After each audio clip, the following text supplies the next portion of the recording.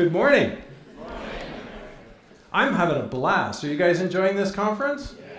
How many of you just arrived? Looks like there's more people than yesterday. Some newbies floating around out there. Welcome. This is my first conference. Yesterday I was having breakfast with Phil, and Richard came walking by, and I said hi to him, and I said, "Oh, this is my first conference." And he looked at me and said, "It won't be your last." And so after you left, I told Phil, I said, "I have a word for that. I call that purposeful arrogance." I can't decide whether it's a side effect of high self-esteem or lots of conversations with your soul, or maybe a combination. So yesterday was about the individual and our individual growth and development. Who are the individual growth and development junkies out there? Raise your hand. Oh, come on, it's a trick question. You wouldn't be here. On a more serious note, how many of you would say that you are a change agent? You have a personal calling to change the world? Yeah, thought so. Good, okay. And how many of you would say you're a messenger? That is, you've been sent to this planet with some message to spread. You may not know what that message is, but good, all right. Fair smattering of you too. Some of you just noticed your hand will go up and went, ah! So I'm really enjoying meeting all the people here because this group draws such a great crowd. And we're going to talk today about, the whole day is about the collective, about organizations, about groups, and about how we apply values and use values in a group setting as part of the process of creating a values-driven society. So that's the game.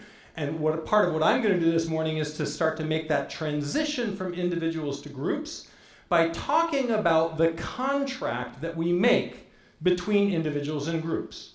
Because we're all members of many different groups, and there's a sort of a process we use to join groups. Like if I want to get hired by a company, there's something that happens, but a great deal of that is actually implicit. It's not really talked about or discussed, and it's at the root of the assumptions that form the foundation of our current paradigm of forming and organizing and structuring collectives. And so we're going to talk about some of those assumptions that don't really ever get poked at or looked at, and how some of those might work in what I like to call the new paradigm. How many of you would agree that the world is in the process of great change? Yeah. So a big part of my mission is to try to figure out what it's changing into, which is a big blind spot. There's a lot of change going on, but not really any collective agreement on what the vision is for what it looks like after we're done changing it. We're all just sort of out there independently changing something. You know what I mean? So there's this question of, in the new paradigm, after we're successful at that change, how will it work? And the truth is we really don't know. But we're going to try to poke at that a little bit this morning and try to get a little bit of some features onto that. Yeah. So in the traditional contract between the individual and the collective, and let's use an employee working for a company as a sort of an archetypal example, if you will, there are some standard features to how this works, right? So usually the organization is structured hierarchically, and if I'm going to join the collective, I'm going to get plugged in at some point in the hierarchy. Would you agree with that? Yeah. And in these organizations, there are certain norms and standards and rules, and those norms might include a purpose or a mission or a vision, and they might include values, right? That those could be part of the norms of the organization. Some of those norms will be explicit and some implicit. And if I join the organization, I'm explicitly or implicitly agreeing to follow those norms. True? Good. And usually there's some arrangement in which I'm going to do something for the organization. Usually I'm either going to do work or I'm going to provide some sort of resource like money or something like that to the organization. And then the organization's going to do something for me. If I'm providing work, usually the organization's giving me money. Not always. But there's some sort of trade there that's part of the contract. You agree with that? That makes sense? And then the last part, which I think is most important, which we don't really think about very much, is I actually cede some amount of power and control to the organization. that I actually give up some level of self-determination in exchange for being a member of the group, especially if the organization is structured as a hierarchy. And the further down on the food chain I enter the organization, the more power and control, the more self-determination I give up in exchange for being part of the organization. Would you agree with that as well? Good. Now, we may not think about that. It's often not a consciously engaged in deliberate adult act of giving power over. It's usually much more unconscious and subtle than that, but it's definitely going on. So we've started to see a lot of side effects from this contract that don't really work that well for us, right? As we look at how the world is functioning, in particular how business functions, we see that there's a lot of symptoms showing us that that's not really working all that great. What are some of those symptoms? Depression. What's that? Crises. Burnout. Lack of trust. Low employee engagement. That's a beautiful one that covers a lot of territory. Lack of innovation. Waste. Say it one more time. Staff turnover, very high turnover, right, which is a side effect of disengagement. So people will constantly be moving from organization to organization looking for better conditions, but since the contract is roughly the same in all the organizations, that just tends to go on and on and on, and they're not really finding some place they can land. The longer someone stays in one spot, usually the lower the organization is and the more likely they're going to leave. So it's a question of how long they can stand it in a certain sense, right? So I want to get at some of the beliefs that are underlying this. If we're using hierarchy as the organizational structure, and we'll talk more about that in the breakout this afternoon, then there are some beliefs about hierarchy and why we choose to use it that are fundamental to how this contract works. For example, one of the beliefs is somebody has to make the decision. Somebody has to be accountable. The buck has to stop somewhere. How many of you have heard that coming out of somebody's mouth at some point? That's a belief, right? It may or may not be true, but people behave as if it is always true, right? Another belief is that people need to be told what to do or else there'll be chaos.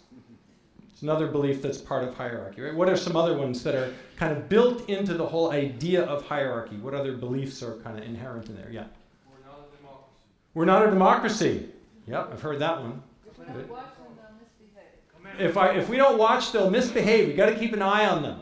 Command and control. Command and control, absolutely. Right? They have to control it in order to get it to turn out correctly.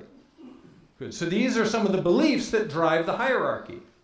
Right? So this is the contract that we've set up, and there are a lot of negative side effects of it. And there are a lot of organizations trying to do something different.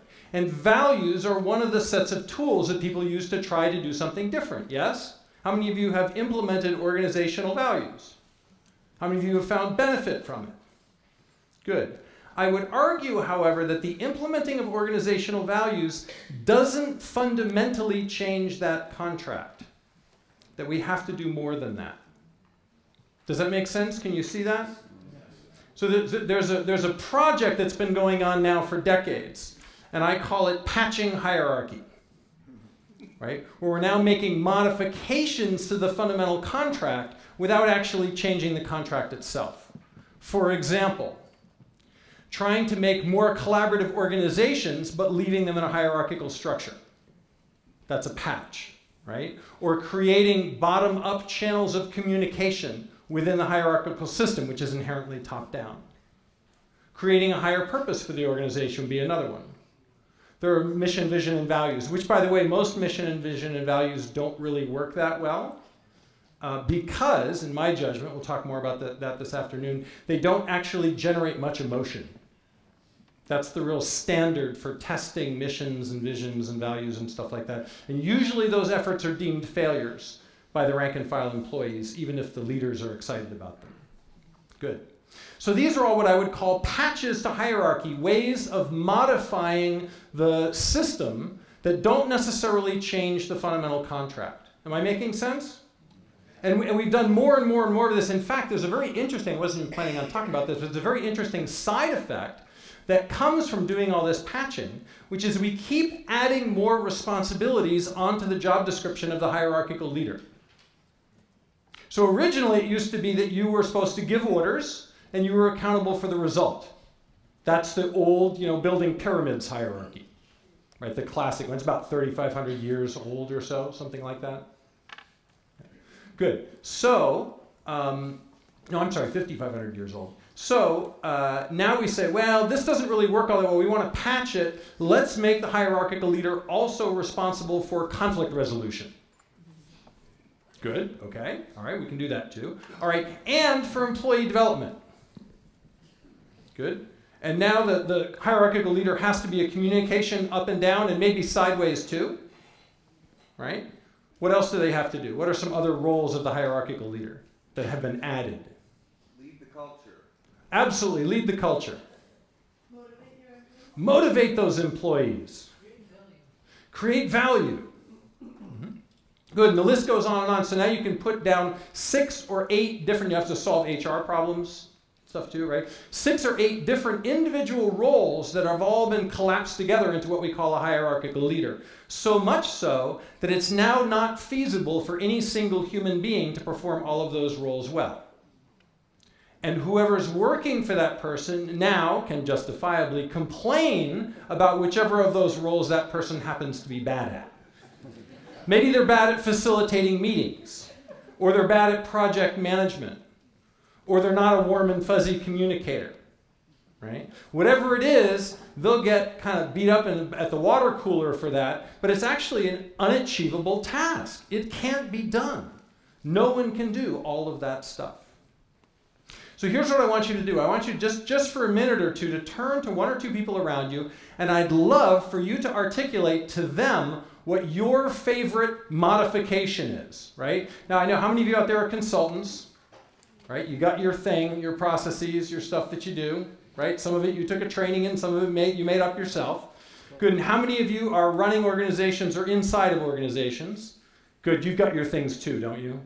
Your stuff that you like? Good. So tell the other person about the stuff you like, and then I want you to say, if you can figure it out, does this really fundamentally change the contract between the individual and the collective or not? And that's all. Okay? Let's just take like 3 minutes. Go ahead and do that.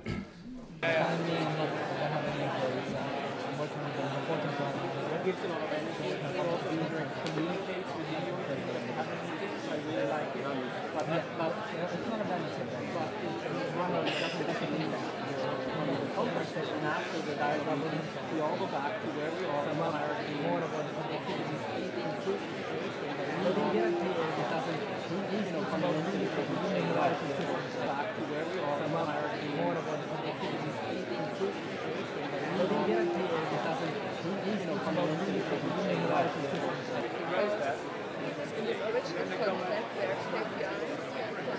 So how many of you found something that you thought really did modify the contract? I'm really curious, actually. What was it? Coming in and energizing people, like seeing them on their level.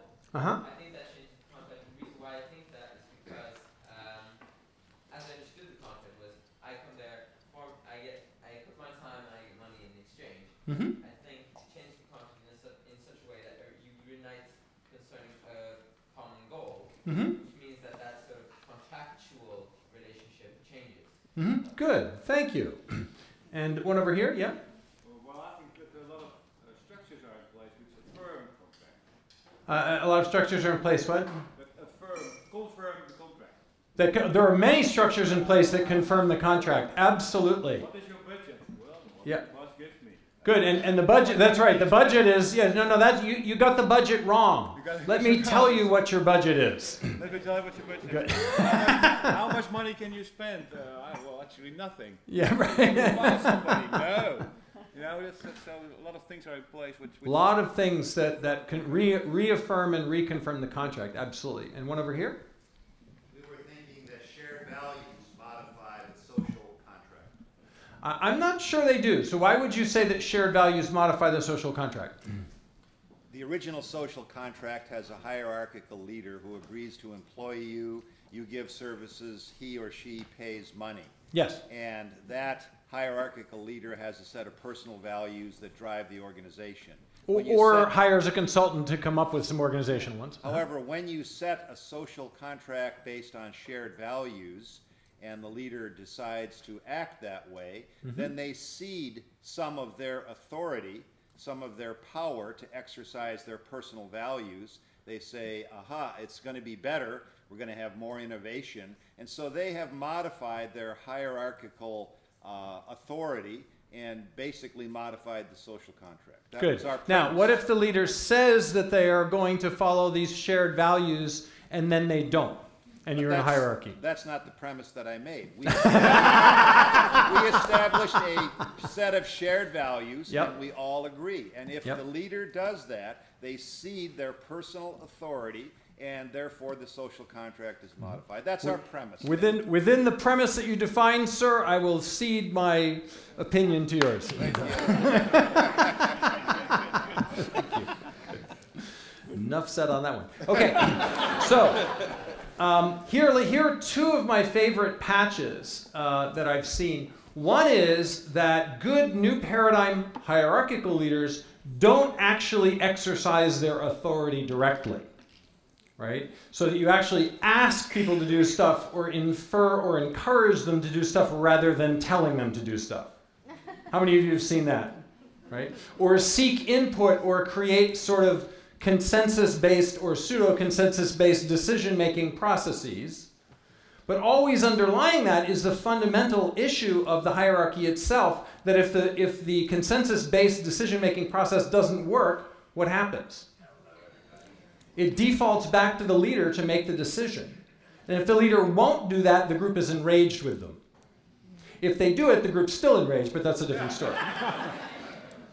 So there's that underlying structure that's actually never really touched. The other favorite one is to use variable compensation in order to try to increase engagement. How many of you are familiar with the research on what happens when you do that? Goes down. Good. Goes down. Yeah. You start throwing money at the problem, it goes down. Now, this is very interesting, and we'll talk more about this in the breakout this afternoon, that greed is used in business particularly, but not exclusively, as the fuel to drive the system.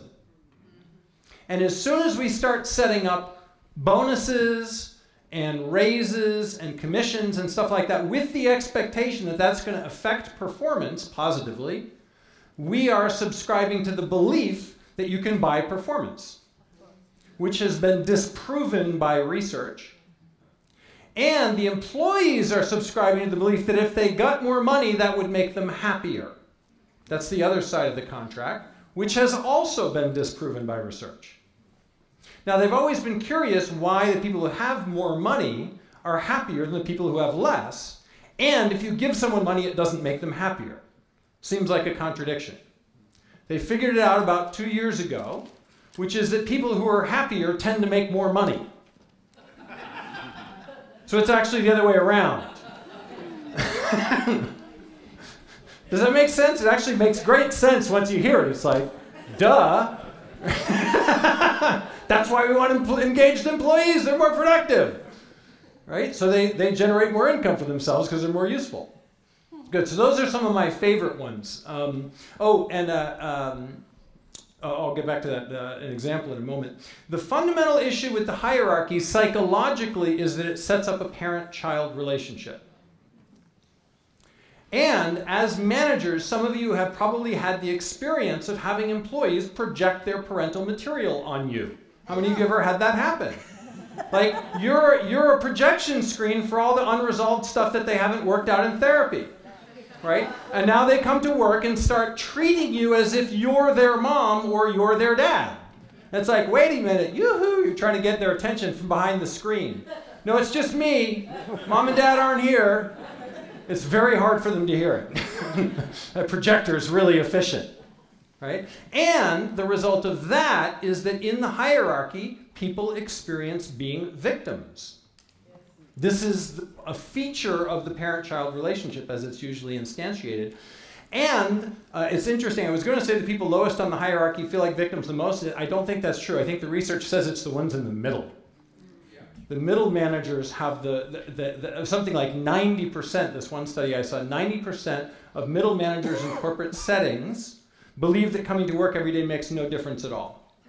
That what they contribute is completely meaningless. Right? Interestingly, most people don't realize that the people at the top experience being victims also.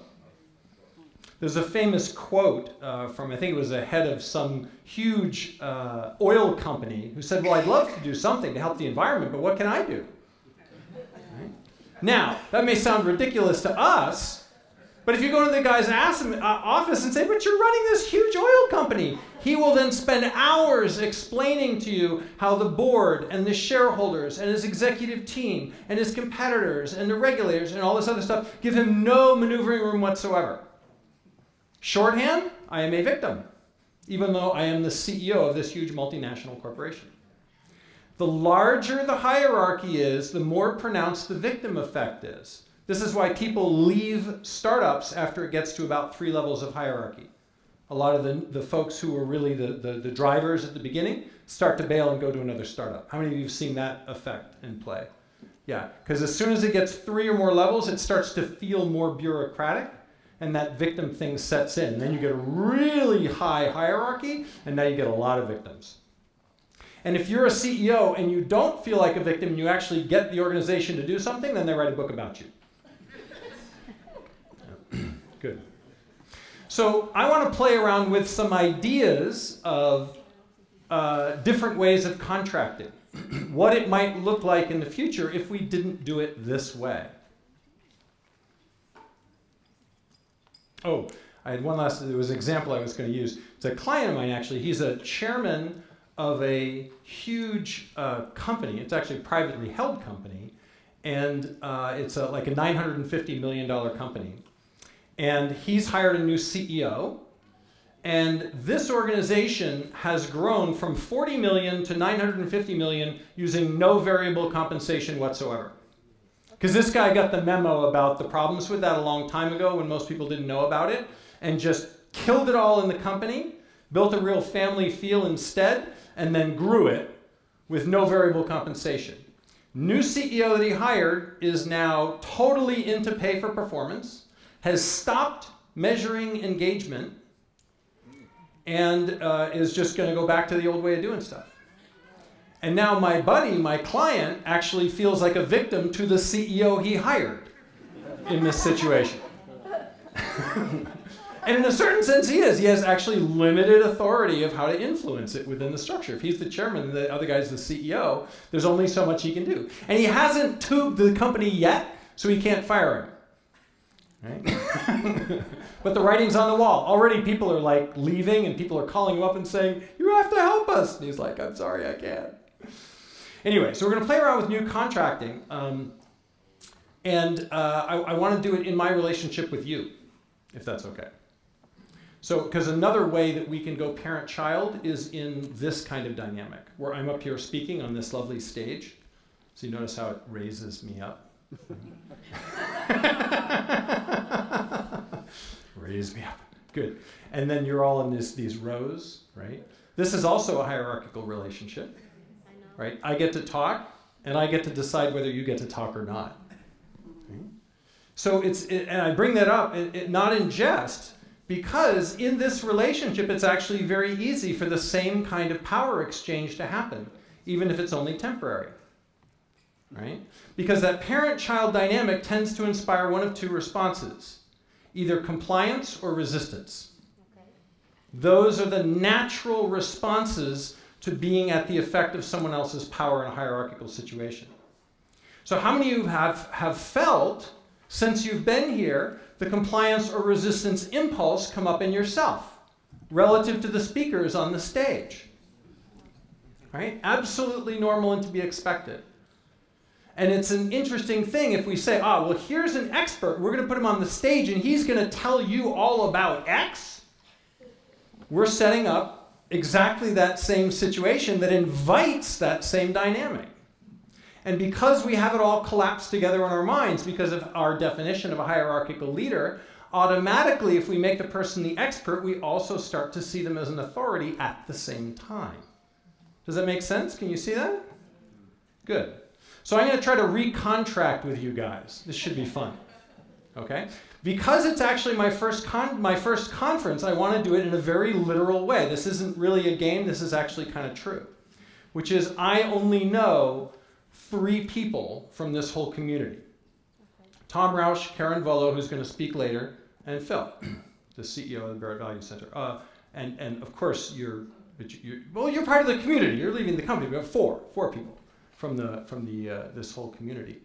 So we're going to do a little contracting between me as an individual, and you guys are going to represent the Barrett community, okay?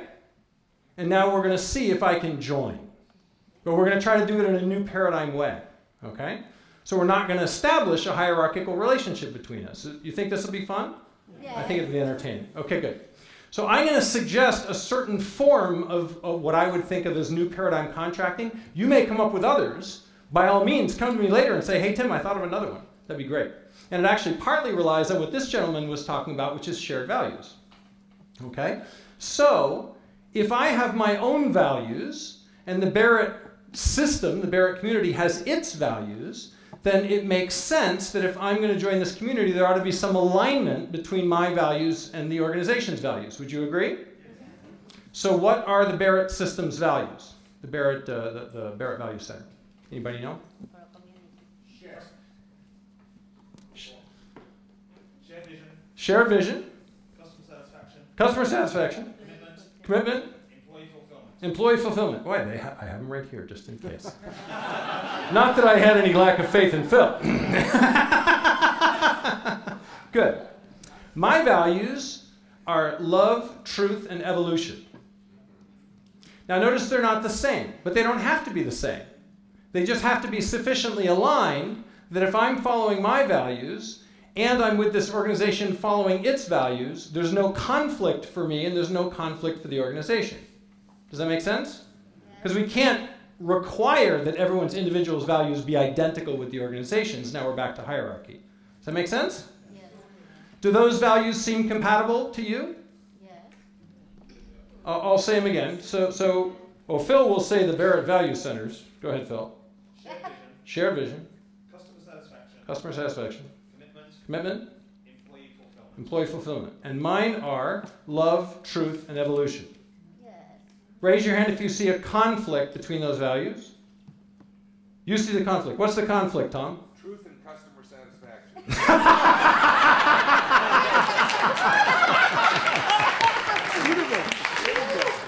All right. Let's test that. All you customers out there who like to be lied to, please raise your hand.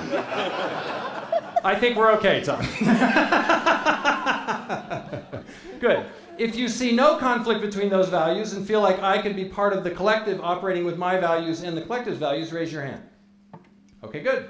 Now let's test the other biggie, which is purpose. And the reason I'm testing purpose is because all of the new paradigm thought leaders, these are predominantly in business. Most of the people who are really trying to push the envelope that I've seen are doing it in business. They all seem to agree, and this would be Tribal Leadership by John King, Holacracy, Conscious Capitalism, all these various systems all seem to agree that purpose and values are required to run a new paradigm organization. Right? Does that make sense?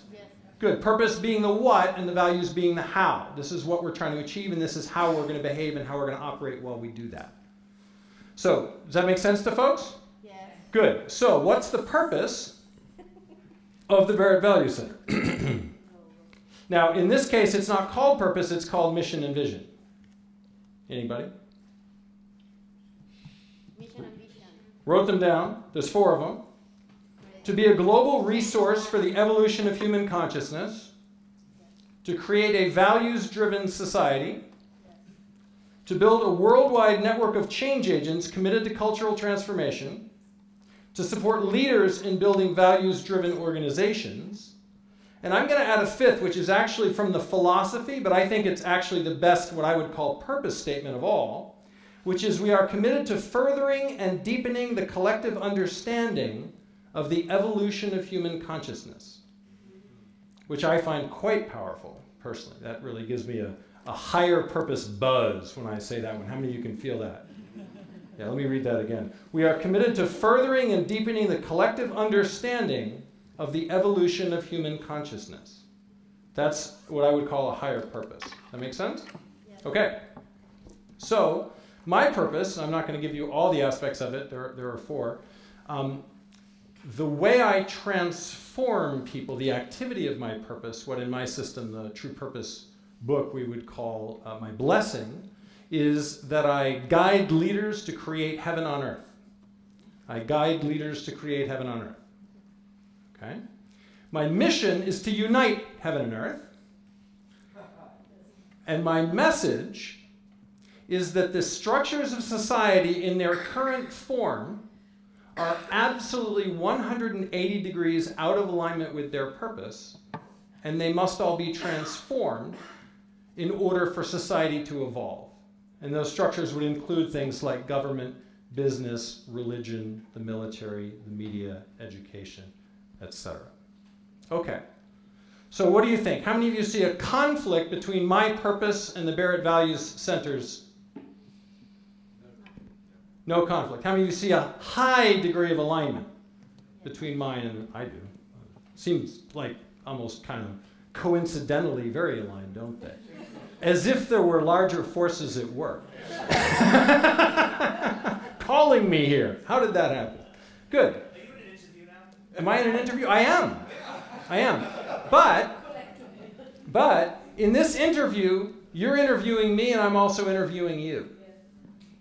Right? Because in the new contract, I'm not begging for entry.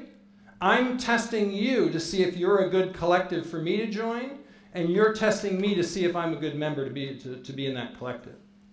And the issue, as it comes down to for me, and this is the bottom line in the contract I'm suggesting as a possible new paradigm contract, is that I see this collective as a tool that I could use to manifest my purpose more effectively than if I were not part of it. And on the flip side, you see me as a tool you could use to manifest your collective purpose more effectively than you could if I were not part of it. Does that make sense? So now we've taken all the hierarchy out of it, and I'll repeat that because I think that part's really important.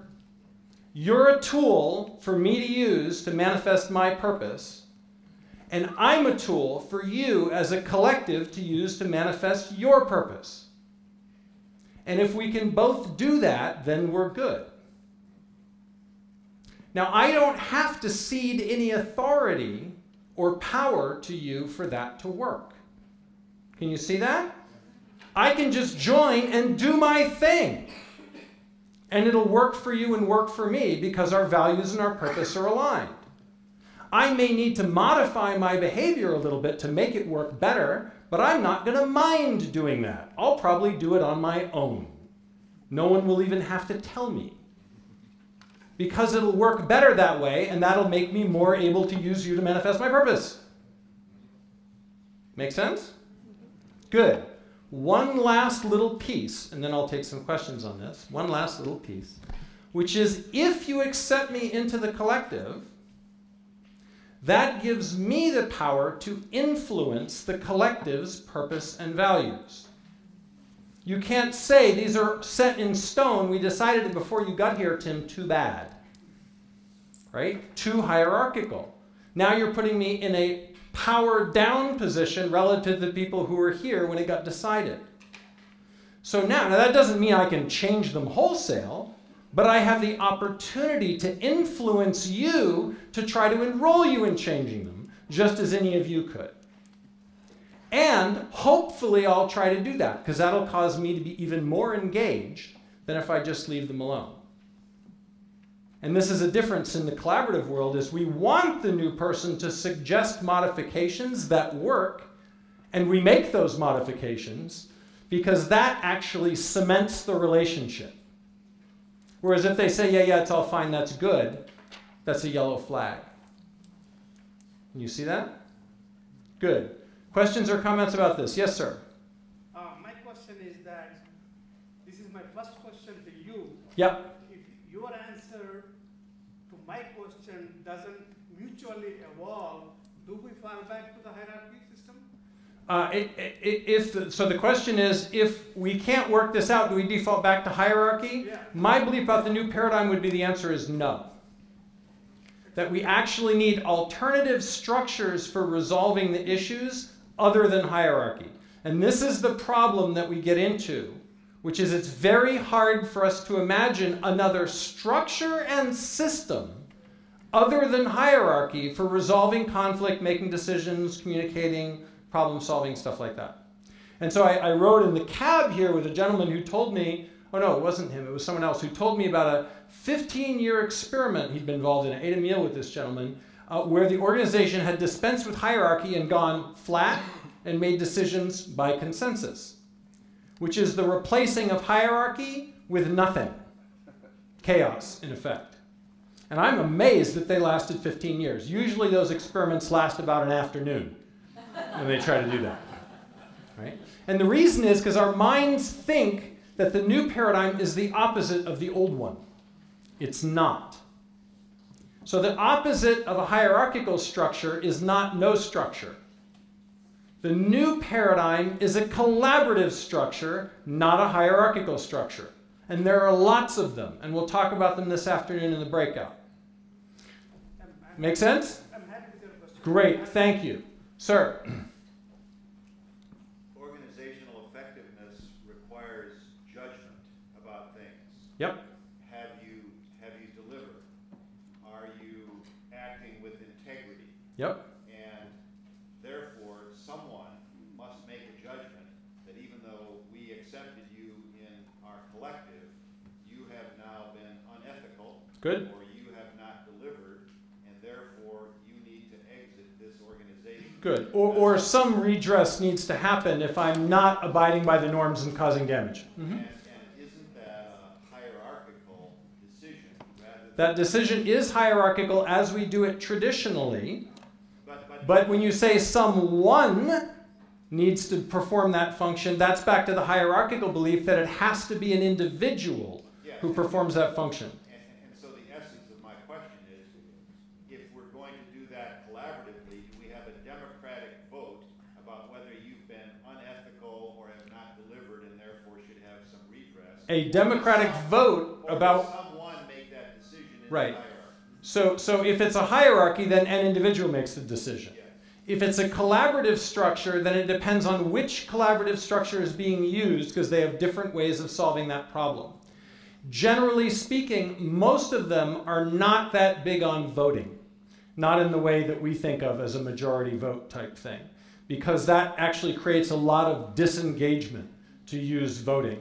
And so that's the other place our minds go because of our democracy, is to say, well, if we're not going to have a hierarchical person making an autocratic decision, then the next backup is voting, which is also part of the win-lose paradigm and creates very high levels of disengagement and dysfunction. So it's not generally the case that you see majority voting in collaborative systems. Almost never, in fact. So Good. how does one make that judgment? It depends on which collaborative system you're using. And I'm sorry I can't go into it more now. We'll talk about that in great detail this afternoon. Here's what I want you to do, because all this stuff is coming up. I kind of knew it would. Rather than posing it all to me as questions, what I want you to do is turn to the person next to you and say two things. One is what you find really cool about this, what the upside of it is, and two is a doubt or fear or concern you have about why it couldn't possibly work. Go for it. Where does leadership hold in this kind of new paradigm? There's no leadership here. Everybody's ruling, everybody. I don't see how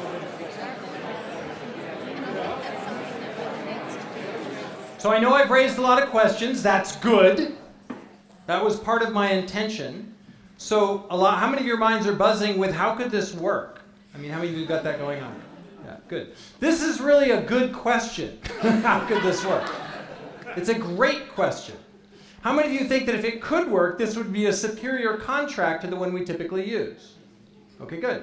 So this afternoon, there's a session called Leading in the New Paradigm, or Leading New Paradigm Organizations, or something like that I'm leading, which will talk about some of these structures in more detail, and what cultures and systems are being used, and what fuel is being used as alternative to greed in many of these organizations. Right? I'm trained in a bunch of these systems and familiar with a bunch of other ones. They're extremely cool. And when they can be made to work, which they do not always work, when they can be made to work, they work really, really well. And the result is very low turnover, very high employee engagement, really high-powered organizations that substantially outperform their competitors. That's what happens when you can pull this off. How many of you have seen organizations like that? You see that they've implemented some feature of the new paradigm and really made it work for them. How many of you have seen an organization attempt to implement a feature of the new paradigm and go down in flames? I've seen this as well. We're in an early adopter phase with this stuff. So I can't answer all the detailed questions about structure and stuff. That's not the topic for this morning. This is about the contract between the organization and the individual. What I do want to get into a little bit more, and then after this we'll take some questions, is what happens to the leader if we're not actually giving that person decision-making authority, right? One of the key features of the leader in a hierarchy is they have an override. They can exert their will over the people below them in the system. That's how it's structured. And if the leader is unwilling to do that, the system tends to break. How many of you ever worked for someone who is unwilling to use their authority in a hierarchy? It's incredibly frustrating. The system depends on that in order to function. When the person abdicates that authority, it breaks it. But if we're not using hierarchy, we're taking away that override feature. In the contract we were making between you and me, you can't dictate to me how I have to do what I do to be part of this collective, the way we set it up. Do you agree? So therefore, the question is, what happens to the leader in that new system? This is the question we're going to answer now. We'll answer the other questions in a few minutes and the rest this afternoon. In this new system, I would argue this, that the leader isn't making the decisions. The leader is actually creating the systems and the processes by which the group makes decisions, solves problems, sets goals, aligns on its values and its purpose, communicates, chooses which structure to employ in order to function, and then works on fixing things when they break. All of those become collective activities, and now the leader's job is to make sure that those collective activities are working rather than doing it him or herself. Does that make sense? So now that leads to a different type of leader. Now we're talking about a collaborative systems engineer type of leader, a facilitative type of leader, a coaching leader, rather than someone who's expert at the use of authority. Does that make sense? Yeah. Now an interesting side feature of this, something else I wasn't planning on talking about, is if we work in a hierarchy and favor the expert use of authority as our system, that actually favors men. And one of the reasons why women have trouble getting to the highest levels is because that whole system was designed with the male psyche in mind, for the most part, because it was originally set up for use in construction and armies, which at that time was being done by men. The social construction of the male. Mm-hmm. So now, where we're in a project of rebalancing the forces of masculine and feminine, I would argue that actually requires us to abandon a purely hierarchical, authority-based system, or else we will forever be disadvantaging women in society. Okay. Good. Let me think. One last thing. Oh yes, the other thing is we've left me hanging. We never actually sealed the deal. Based on the level of alignment, do any of you object to me joining this collective? Well, I do have a question. Yes. Why am I not surprised? If you can answer this question satisfactorily, I think we'll take you. Good. And I'm sure everyone else in this room has done so already. Go ahead. No, this is particularly designed for you. Oh, thank you. So the question is this.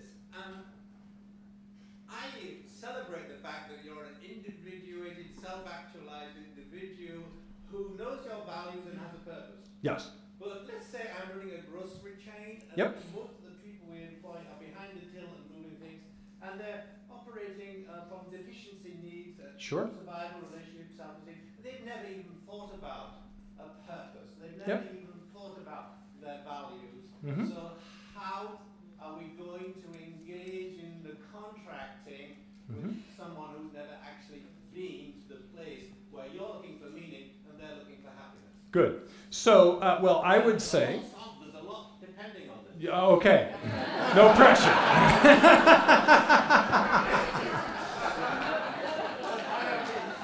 I can tell you how I do it with client organizations, okay? Which is that, first of all, the organization has to be functioning at a fairly high level for this to be a reasonable game to be playing, right? So we wouldn't necessarily start this conversation if the organization is stuck in a lot of deficiency needs. It would be a non sequitur and they would be confused by it. We're not stuck in deficiency. Okay, good. But some of our employees are. Okay, good. So... They're not, but they could be, yeah. They could be. Okay. Oh, I'm not saying this group. The hypothetical grocery store chain that you posed. Okay, good. So I would say this. I would say if there's sufficient commitment by enough people, and if we're starting with a hierarchy, as we often are, enough people in leadership positions to go down this path, then what we're looking for is early adopters. And this is a change agent principle that I use a lot, which is start with the willing. And so we start out by asking for volunteers to participate in this. And the people who are naturally drawn to this kind of thing will show up and do it. And so we get those people engaged in the process, create a purpose or values or wherever it is we're starting, and then start to publish that. And then over time, we start to try to institutionalize that by measuring how we're doing at these things and having that be part of the feedback that people receive. Also, we create a barrier at the door, which is now when we're hiring people after we have values or a purpose, we have to check for alignment with those things as people enter the system. And I've seen people make, how many of you have seen mistakes made with this one? You hired new people who did not fit with the values and the purpose? Yeah, big mistake. Good. Now, what that will do is it will start to create a critical mass in the organization, which will slowly grow, until eventually what happens is the people who are stuck more in the deficiency stuff, one of two things will happen. Either because the organization is doing a good job, they will actually be lifted up out of those deficiency needs and start to participate and say, gee, I really didn't think this would be a good thing, but it actually seems to be a good thing and I want to play this game. And the other people will look around and say, what happened? I suddenly feel like an alien on a strange planet. This isn't the organization I joined 5 years ago, and they will leave. That's my answer to your question. Okay, we'll take you. Thank you. Now, were he the hierarchical leader, that would be enough.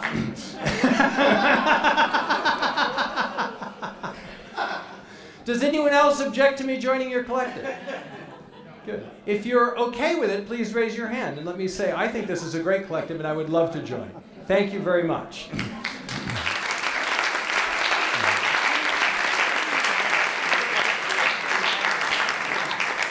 We do have time for one or two more questions. Is there someone else who'd like to ask one? Yes, sir. Tim, will you go into detail in the case of the businesses of Ricardo Semler in Brazil? The case of the, I don't have case studies from businesses in Brazil. No. Good. Yes. I have a question, a curiosity. Yes. You mentioned just a moment ago that it's important to start with an organisation or a group, a community that is already at a particular higher level. Mm-hmm. And they don't have to be at the top, but they can't be way down at the bottom. So the organization needs to be partway up the food chain, enough that it's a meaningful conversation to talk at this level. Mm-hmm. And I'm really curious about how you've come to that, and is that a belief that you have? Let me say that there are exceptions. This is a general rule, not a hard and fast belief. The exception is sometimes organizations will be willing to have this conversation out of sheer desperation. So if an organization sees that it's headed for destruction, it could see this kind of work as a path out of that. And that would be fine. So for example, I would love to be, I have a colleague who's actually working with the top leaders at Microsoft and Intel, and he loves the purpose work that I do, and he plans to introduce me to them, and I can't wait to work with the leaders of Microsoft and Intel because both of those organizations are absolutely headed for destruction.